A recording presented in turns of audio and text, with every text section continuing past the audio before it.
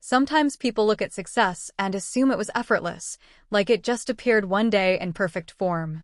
They see the cameras, the parties, the beautiful chaos of it all, but they don't see the nights of doubt, the silent sacrifices, the seasons where you worked not for money, but for a dream that hadn't yet paid off. I want to talk to the ones who have ever felt unseen while giving everything they had. The ones who said yes to opportunity when the world said it wasn't worth it. Because every empire begins with an unpaid season. Every story worth telling starts with a chapter no one was watching. People love to celebrate your breakthrough, but they rarely ask about your buildup. They see you walk into A-list parties, smile for photos, and stand beneath glittering lights, but they don't see what it takes to be invited into those rooms, and more importantly, what it takes to belong there. Behind every flawless image is a messy truth, a reality that isn't scripted, edited, or filtered. And that's what I want to talk about today. The truths behind the fame, the lessons behind the glamour, and the strength it takes to hold your ground when everything around you is designed to test it. Because what I've learned, and what I want you to remember, is that fame might introduce you, but character will define you. Popularity can open doors, but purpose keeps them open. You can stand in a room full of stars and still feel completely invisible until you decide to stop chasing validation and start standing in your worth. So, as we step into this conversation about the unpaid seasons, the so-called A-list moments, and the realities behind reality TV, I want you to listen not just as an audience, but as someone who knows what it feels like to be on the edge of something great. Someone who's tired of pretending, tired of performing, and ready to finally own their truth. Because the truth is, success isn't just about being seen. It's about being remembered for who you are, not just for where you've been. And if you stay with me through this, by the end of this speech, you'll understand that the most powerful story you'll ever tell is the one you decide to write yourself. When I look back at the early days, I realize that some of the most valuable lessons in life are learned when no one is clapping for you. There's a certain kind of strength that comes from showing up when you're not being paid, when no one's handing you a script, when the world isn't yet convinced you belong. That's what I call the price of exposure, the season where you give everything, not because you're guaranteed success, but because you believe you have something worth building, even if no one else sees it yet. We live in a world obsessed with instant validation. People want the spotlight before they've done the work. They want the title before they've earned the experience. But the truth is, those early unpaid seasons are not a sign of failure. They're your training ground. They're where you learn how to operate without applause, how to create momentum when nothing seems to move, and how to believe in your purpose when the only person who believes in it is you. I remember moments where it felt like everything was happening for everyone else. The calls weren't coming, the deals weren't landing, and the world just kept spinning without me in the frame. And I think we've all been there, that quiet ache of wondering if what you're doing even matters. But it's in that space, that uncertain silence, where character is built. That's when you learn the power of resilience, the discipline of consistency, and the beauty of patience. Because when you work without reward, your motivation shifts from external validation to internal conviction. The truth is, exposure isn't compensation, but it is currency. Not the kind you can cash right away, but the kind that multiplies over time if you invest it wisely. Every small opportunity, every unpaid project, every overlooked moment becomes a deposit in your future. But only if you treat it with intention. Some people see exposure as exploitation, others see it as an invitation to grow, to learn, to evolve. It all depends on how you define value. When I first walked into certain rooms, I knew I wasn't the most experienced, the most connected, or even the most confident. But I was prepared. And preparation has a way of turning uncertainty into opportunity. You might not have control over when the world rewards you, but you always have control over how you show up. And that's the difference between those who last and those who fade away. There's something liberating about those early unpaid days. You don't have to protect a brand, defend a reputation, or live up to an image.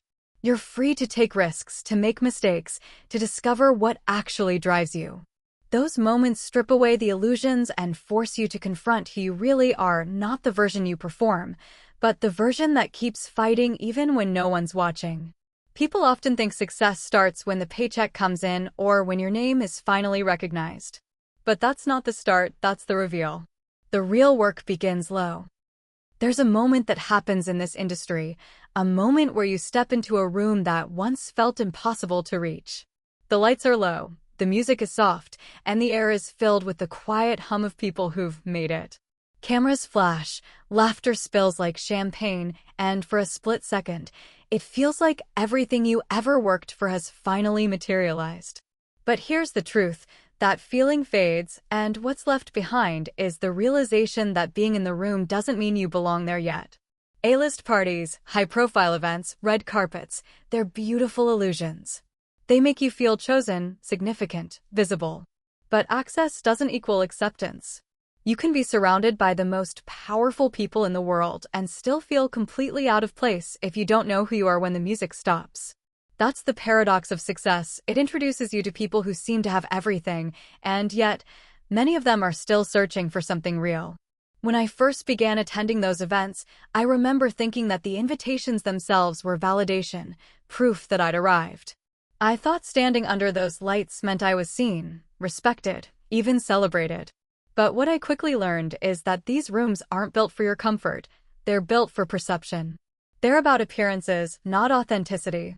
People smile for photos with people they barely know, laugh at jokes they don't find funny, and pretend to connect when everyone's just networking. It's not personal, it's part of the game. But if you don't understand the rules, the game can consume you. You see, the danger of proximity is believing that access defines your value. It doesn't. Being close to influence is not the same as being influential. And while it's flattering to be invited, it's far more powerful to be indispensable. That's the difference between showing up for a photo and showing up with purpose. The world doesn't need more people in the room, it needs more people who bring substance to it. I've seen people walk into those glamorous spaces and lose themselves trying to fit in.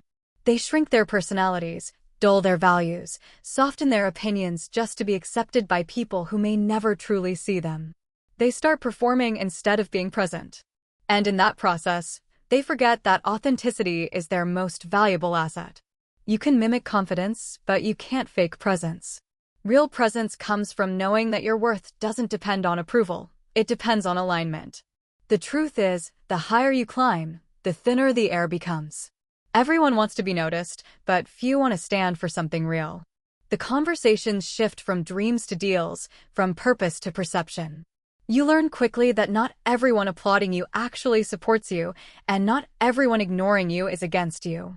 The energy in those rooms teaches you how to read silence, how to trust intuition, and how to protect your peace even when Reality television has a strange way of revealing more truth than fiction ever could. People assume it's all editing, lighting, and carefully crafted moments. But what they don't realize is that cameras have an uncanny ability to expose what even we try to hide from ourselves. You can't script authenticity, and you can't conceal energy. No matter how perfect you try to appear, the truth always finds its way through. That's what makes the world of reality TV both powerful and dangerous. It can build you or break you, but it always shows you who you really are. When those cameras start rolling, something shifts. The lights are hot, the questions are sharp, and every reaction is amplified. You find yourself in situations that test your patience, your confidence, and sometimes your integrity. It's easy to get caught up in it, to play into the storylines, to protect your image, to give the audience what they want. But there's a deeper layer to it all. It's not just entertainment, it's a lesson in awareness. You begin to understand that you can't control how people perceive you, but you can control how you respond. And that response becomes your legacy long after the season ends. What many don't see is that behind every character on screen is a real person navigating pressure, judgment, and self-discovery in real time. It's not about being perfect, it's about being human in front of millions of people who are quick to critique but slow to understand. The vulnerability of being seen that way teaches you resilience like nothing else. You learn that not everyone will interpret your truth correctly, and not everyone deserves to define it. But what matters is that you keep showing up, even when the world misunderstands your reasons. The irony is that while the cameras capture your external story, they also force you to confront your internal one. They don't just record what you do, they magnify who you are. And sometimes, that reflection is uncomfortable. You start asking yourself hard questions. Who am I when the lights go off? What do I stand for when no one's watching? Am I living a narrative that's mine or one that's been written for me? Those questions change everything, because they remind you that reinvention isn't about becoming someone new. It's about returning to who you really are beneath all the noise. In the world of reality TV, reinvention is survival. Every season brings new challenges, new opinions, and new perceptions. One moment you're the favorite, the next you're the villain. And if you don't know who you are, you'll spend all your energy trying to edit yourself into something that pleases everyone. But the truth is, no matter how perfectly you try to perform, someone will always misinterpret your intentions. So you might as well be real. Because authenticity is the only thing that never goes out of style. I've seen so many people lose themselves in the pursuit of being liked. They start playing a version of themselves they see. There comes a moment, usually after the noise fades and the spotlight dims, when you realize that everything you've been chasing, the fame, the attention, the validation, can only take you so far. You reach a point where you understand that being known is not the same as being understood, and being seen is not the same as being valued.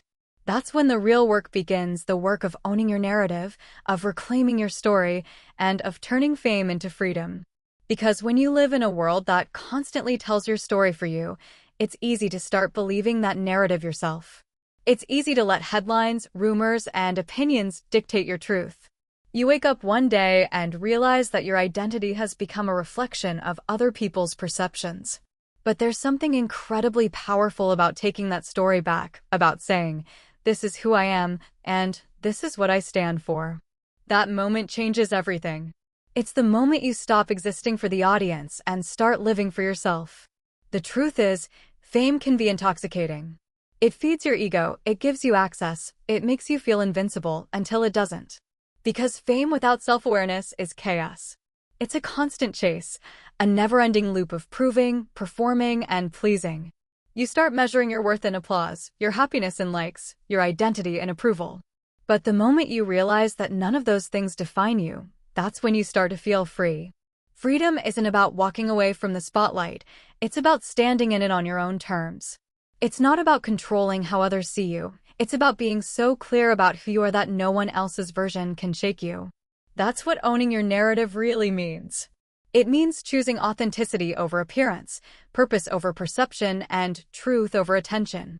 It's about no longer needing the world to validate what you already know to be true about yourself.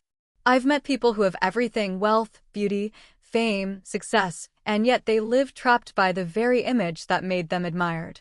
They're afraid to evolve because they think it'll disappoint the audience they once built. They hold on to an old version of themselves because it's safer than stepping into the unknown. But the irony is, the freedom they crave can only exist on the other side of letting go. You can't evolve if you're constantly trying to edit yourself to fit someone else's expectations. Owning your story is about courage, the courage to tell the truth even when it's uncomfortable, to set boundaries even when it's unpopular, and to stand firm even when the world misunderstands you. It's about refusing to be the victim of your narrative and choosing instead to be the author of it. And sometimes that means rewriting everything: the roles you've played, the relationships you've kept, the beliefs you've outgrown. Because the moment you stop hiding behind the version of yourself that everyone else is calm for,